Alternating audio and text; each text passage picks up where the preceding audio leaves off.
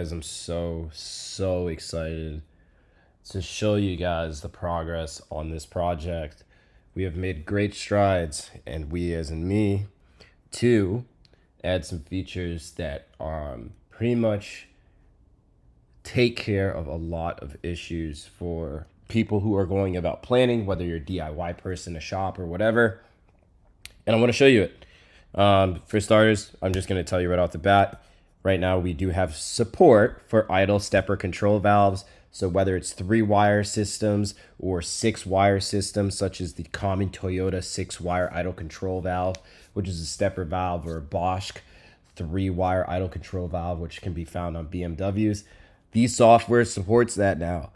The reason why I have to actually preface on this is if you have wired a ECU before on a Link or a Haltech or something like that. For example, if I recall, you could only use like pins 1 and 2, auxiliary 1 and 2 if you're on a Link, if you're going to do a 3-wire system. And then if you're going to do idle stepper system, you could only use auxiliary output 5, 6, 7, and 8. And then on the Haltech, they give you free reign. They're like, yo, we got stepper pins, but they also serve as DPOs. But you could use, whatever DPO is available and assign it in the ECU software. It's kind of one of the cool benefits over Haltech versus Link. I don't want to get into that, but Haltech gives you a lot more configuration. The reason why the Link does that is the auxiliary drivers operate a little differently for them to work in an optimal setting as far as controlling things like stepper control valves. I'm going to demonstrate that one first, so let's just get silly here. I also did add a universal chassis, so if your chassis is not on here, you can honestly just click universal. In this case, we're just going to do that for the sake of simplicity, and we have a tag here. Let's test out the stepper control valves. So we're going to select the Link Storm ECU, and we'll do like a Toyota 1JZ. We're going to go over here and let's select the Toyota 4-wire TPS, EV14 injectors. Let's say we wanted to run R35 coils, and then we wanted to run a Toyota coolant temp sensor, GMIAT, Toyota cam and crank sensor, and then Toyota idle air control valve. And let's add a flex fuel sensor in there while we're there. I'm going to hit update preview, and you're going to notice a couple things. Another thing I did add onto the front end, it is a lot easier to view the preview. Obviously, this little tiny box, no one wants to like squint their eyes and look at that. If we do click on it, it gives us a light box, and I'm pretty stoked about that. There's a ton of white space here, so we can analyze the diagram as so. But as you can see, we have our Hitachi R35 coils over here. We can go through the entire diagram here. That's our ECU assignment. And obviously you can download that image, and I want to show you that full download over here to demonstrate what we were looking at. So if you remember, I was talking about the Toyota stepper control valve, as the software now supports that. If I can, sorry about that. If I can find it right here. So as you can see, stepper control valve or idle control valve.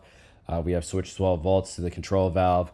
And then we also do have the auxiliary outputs, particularly for this ECU application. So pins 5, 6, 7, and 8 are used for stepper control valve stuff. And then as you can see, this is, I don't really have to get too technical here, but it pretty much gives us support for stepper control valves, which is awesome. If we go back over here, obviously we can change our ECU setup. So if we're going with an Elite 1500, not enough IO. So that's also nice to know. In our situation, we can't do that.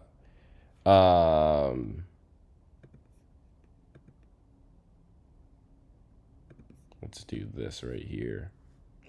Haltech 2000. There we go. So this is for a Haltech. And where were we? Stepper control valve right here. As you can see, that's how you would wire it. So again, nice for planning, figuring out what ECU you want to run. I want to demonstrate the next feature I did add. So we went over the light box. We went over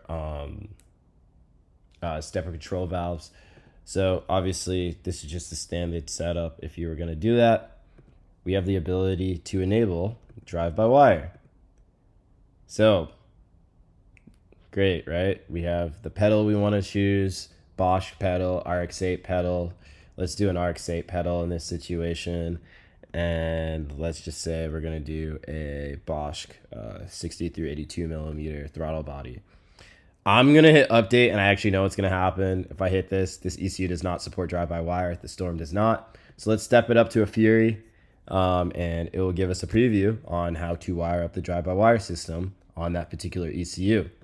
So if you look over here, we pretty much get an entire breakdown right here of the drive-by-wire throttle body and how to wire that up to the ECU alongside with the pedal.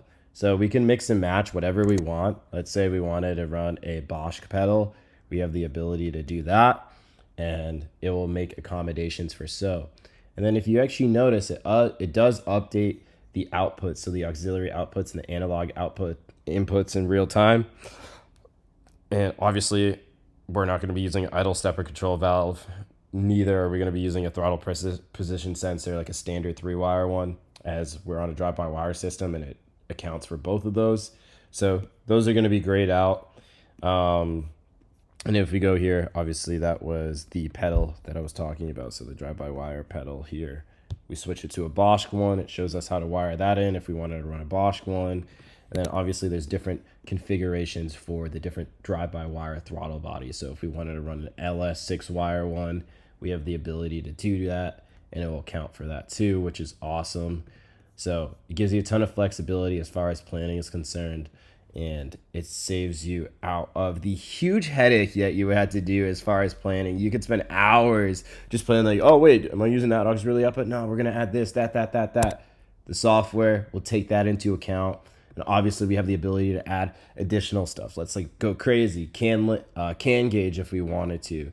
What setup was this? I think it was a Toyota JZ. So we'll add a VVTi solenoid. Let's add a cooling fan, boost control. You know, like you can add and you can keep adding as you'd like to go. So traditional wideband, an external map sensor, and let's like add, 2 pressure sensors, fuel and oil pressure.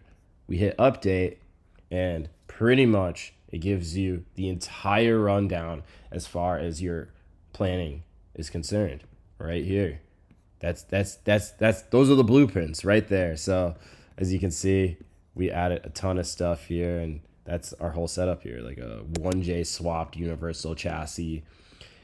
If we wanted, we could add a chassis. You guys know me, RX-7 guy. Love RX-7s. I'd like wipers in my car.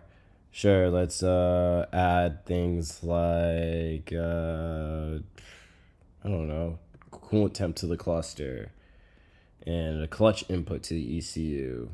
And you know what? I got 1J swap in here. Nice street cruiser.